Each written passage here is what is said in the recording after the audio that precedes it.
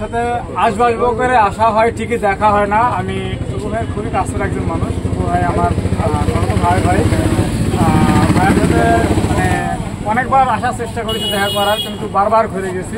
তো ওনার মানে খুবই কাছের একজন ভক্ত, আমি বলা যায় অনেক বড় একজন ভক্ত। তো ভাইয়ের ভিডিও দেখলে অনেক অনেক ভালো লাগে। তো ভাই আমরা ঠিক আছে,